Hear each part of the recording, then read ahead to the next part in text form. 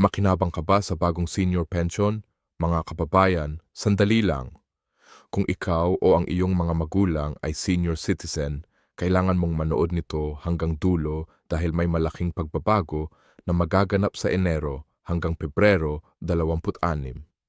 Alam mo ba na may bagong listahan na at baka ikaw o ang iyong mahal sa buhay ay kasama na dito?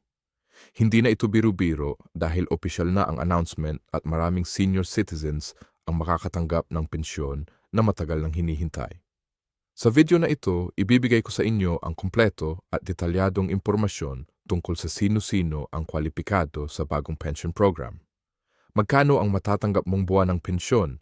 Paano mag-apply? At ano ang mga requirements? Kailan magsisimula ang distribusyon? Ano ang mga deadline na dapat mong tandaan? Hindi ka dapat magpahuli dahil limited lang ang slots at may specific na deadline ang application. Marami ng seniors ang nag-aabang at baka malate ka pa. Kaya mga ka-YouTube, kung gusto mong malaman kung kasama ka sa listahan at paano makakakuha ng benepisyo na ito, manatili at panoorin ang buong video. At huwag kalimutan kung nakatulong sa'yo ang video na ito, paki-like at isubscribe para sa mas maraming updates tungkol sa senior benefits at programs. Mga kababayan, magandang araw sa inyong lahat. Ako nga pala si Your Name at welcome sa channel na ito kung saan kami ay nag-o-update ng mga pinakabagong balita tungkol sa government benefits, pension programs at lahat ng dapat ninyong malaman para sa inyong kinabukasan at sa kinabukasan ng inyong pamilya. At sa video na ito talagang sobrang importante ang topic na ito dahil direktang nakakaapekto ito sa milyon-milyong senior citizens dito sa ating bansa. Alam ko na marami sa inyo ay naghihintay na ng mahabang panahon para sa update na ito. Ilang taon na rin nating pinag-usapan ang bagong pension program para sa ating mga senior citizens. At ngayon, opisyal na po ito. Hindi na ito chismis. Hindi na ito chismis sa kanto kundi tunay na balita na galing mismo sa gobyerno. Ang bagong senior pension program ay ipapatupad na simula Enero hanggang Pebrero 2026 at kailangan nating maging handa dahil maraming requirements at proseso ang dapat nating sundin para makasiguro na makakakuha tayo ng benepisyong ito. Pero bago tayo magpatuloy, gusto ko munang linawin kung ano ba talaga ang ibig sabihin ng bagong pension program na ito. Marami kasi akong nababasa sa comments at sa mga messages na natatanggap ko na may confusion pa rin. May mga nagsasabi na ito raw ay replacement sa existing pension. May nagsasabi naman na ito ay additional. Kaya hayaan ninyong i-explain ko ng maayos at detalyado para walang kalituhan. Ang bagong senior pension program na ito ay bahagi ng Expanded Social Protection Program ng gobyerno para sa ating mga nakatatandang kababayan. Ito ay isang supplementary benefit. Ibig sabihin, dagdag po ito sa existing benefits na natatanggap na ng ating mga seniors. Kung meron na kayong tumatanggap na GSIS pensyon, SSS pensyon, o iba pang government pensyon, patuloy pa rin kayong makakatanggap niyan. Ang bagong program na ito ay para sa mga senior citizens na hindi pa covered ng major pension programs o kaya naman ay may kulang pa sa minimum threshold na itinakda ng gobyerno para sa dignified living ng ating mga matatanda. Ngayon, pag-usapan natin kung sino pa talaga ang qualified dito. Una sa lahat, dapat kayo ay 60 taong gulang at higit pa. Ito po ay strict requirement at walang exemption dito. Kahit 60 taong gulang ka pa lang ngayong taon basta magiging 60 kaon or before December 2025, qualified ka na para sa program na ito. Pangalawa, kailangan mo ng valid senior citizen ID. Alam kong marami pa ring seniors na walang ID. Kaya kung wala ka pa, kailangan mo nang mag-apply sa Office of Senior Citizens Affairs sa inyong munisipyo o City Hall. Madali lang naman ang proseso at karamihan ng LGU ay may express lane na para sa seniors. Pangatlo, kailangan mong permanenteng nakatira dito sa Pilipinas. Hindi kasama dito ang mga OFW seniors o yung mga nakatira na permanently sa ibang bansa. Ito ay exclusively para sa mga seniors na dito mismo nag-reside at nag-contribute sa ating ekonomiya. Pang-apat, Hindi ka dapat regular beneficiary ng GSIS or SSS pension na umaabot na sa minimum threshold. Ano ba ang minimum threshold na yan?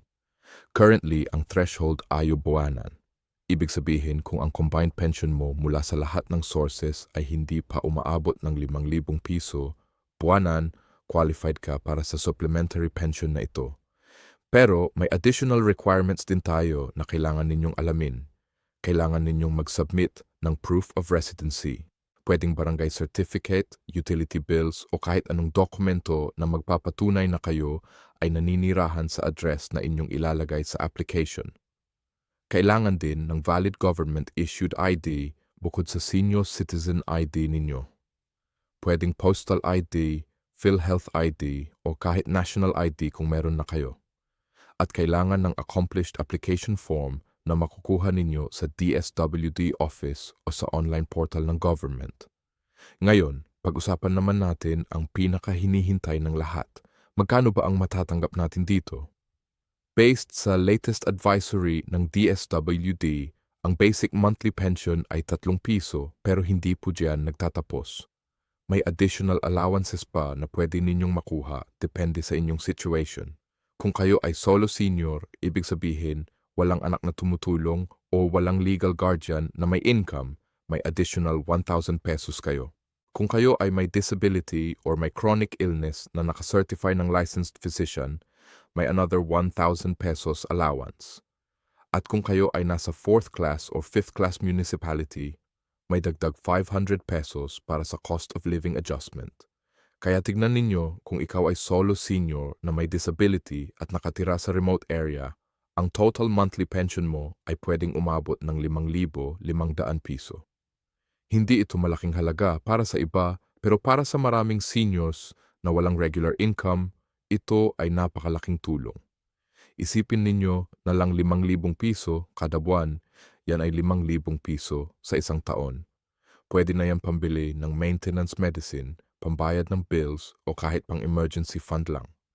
Pero tandaan natin, ang pension na ito ay hindi automatically matatanggap. Kailangan ninyong mag-apply at very important na sundin ninyo ang tamang proseso at deadline. Ang application period ay magsisimula ng Enero 2, 2026 at magtatapos ng Pebrero 28, 2026. Ibig sabihin, meron lang kayong 2 buwan para mag-apply. Pagkatapos ng Pebrero 28, hindi natatanggapin ang late applications for the first batch. Baka may second batch pa later in the year, pero hindi guaranteed yan. Kaya mas mabuti nang sumali kayo sa first batch para sigurado. Paano ba mag-apply? Merong 2 paraan. Una, pwede kayong pumunta personally sa DSWD office sa inyong area. Dalhin lang ninyo lahat ng required documents, fill up the form, submit, tapos antayin na lang ang confirmation. Usually, makukuha ninyo ang confirmation within 3 to 5 working days kung kumpleto ang documents ninyo. Pangalawa, pwede din kayong mag-apply online through the DSWD portal, pero kailangan ninyong mag-register muna ng account, upload ang scanned copies ng documents ninyo at fill up ang online form.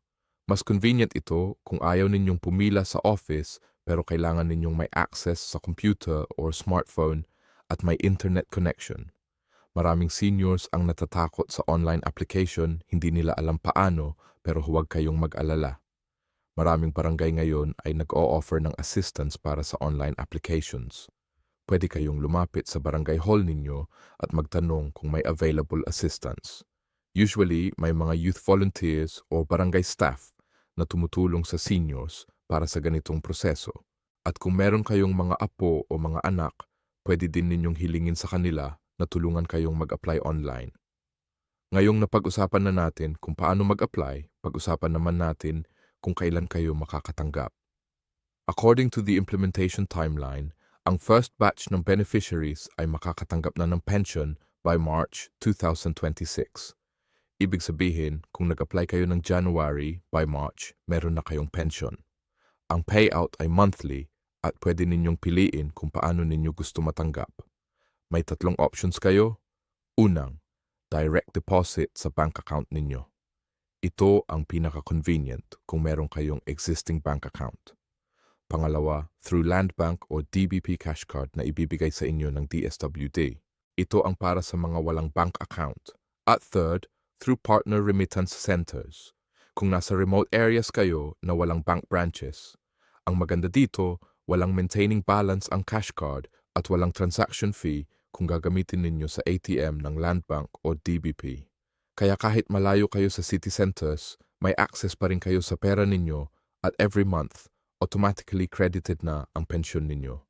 Hindi na kayo kailangan pumila or mag-claim physically unless problema sa card ninyo. Pero syempre, bilang responsible citizens, kailangan din nating pag-usapan ang mga obligations natin bilang beneficiaries. Una, kailangan nating i-update ang DSWD every year kung may changes sa ating status.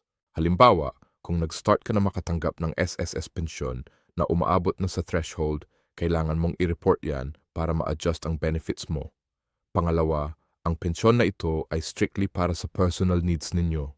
Hindi pwedeng ibenta, ipahiram, or i-transfer sa ibang tao. At pangatlo, kailangan ninyong mag-recertif every year na kayo ay buhay pa at qualified pa rin. Ito ay para maiwasan ang fraud at para masiguro na ang pondo ay napupunta talaga sa mga nangangailangan. Alam ko na may mga nag-aalala dyan na baka hindi sila ma-approve o baka may magiging problema sa application nila. Kaya gusto kong ibahagi sa inyo ang common reasons kung bakit nare-reject ang applications. Unang dahilan, incomplete documents. Kaya very important na double-check ninyo lahat bago mag-submit.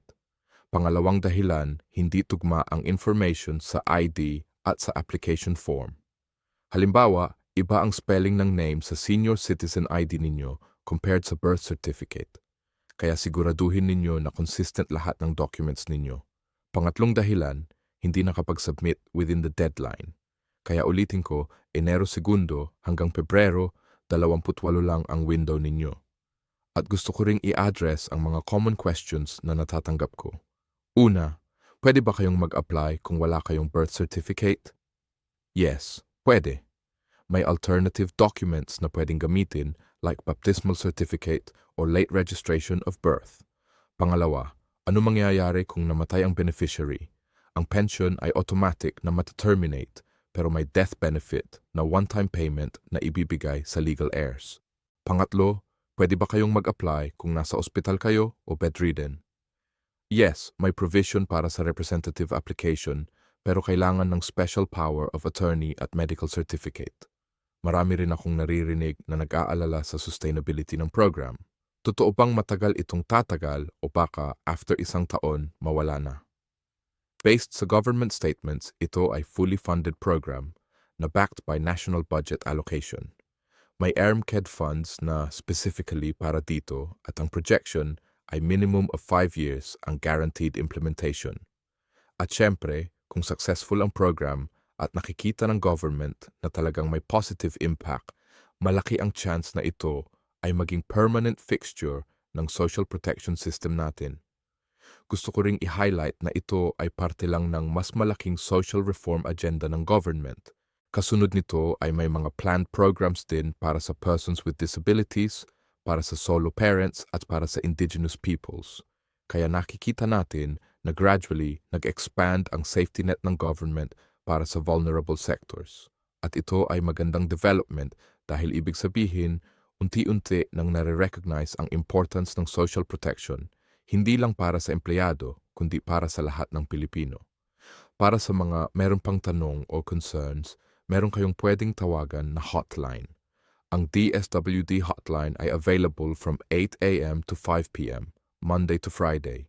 Meron din silang email support at Facebook page kung saan kayo pwedeng mag-send ng messages. At very responsive naman sila based sa feedback na natatanggap ko mula sa viewers. Usually, within 24 hours, may reply na kayo. Sa pagwawakas, gusto kong hikayatin kayong lahat na samantalahin itong opportunity. Hindi ito basta-basta benepisyo. Ito ay recognition ng government sa contributions ninyo sa society. Kayo ang bumuo ng Pilipinas na ating tinatahanan ngayon. Kayo ang nagtrabaho, nag-aral, nag-sacrifice para sa susunod na henerasyon. At ngayong senior citizens na kayo, deserve ninyo ng dignified life at security. Kaya mga ka-YouTube, kung kayo ay qualified, mag-apply na. Kung ang parents ninyo ay qualified, tulungan ninyo silang mag-apply. Kung may kakilala kayong senior na walang kamag-anak na tumutulong, i-share ninyo sa kanila ang video na ito. Let's help each other para walang maiwan sa programang ito. At huwag kalimutang mag-like ng video na ito, mag-subscribe sa channel, at i-click ang notification bell para updated kayo sa latest news tungkol sa government programs at benefits. Maraming salamat sa pakikinig at hanggang sa muli. Ingat tayong lahat. M. Isa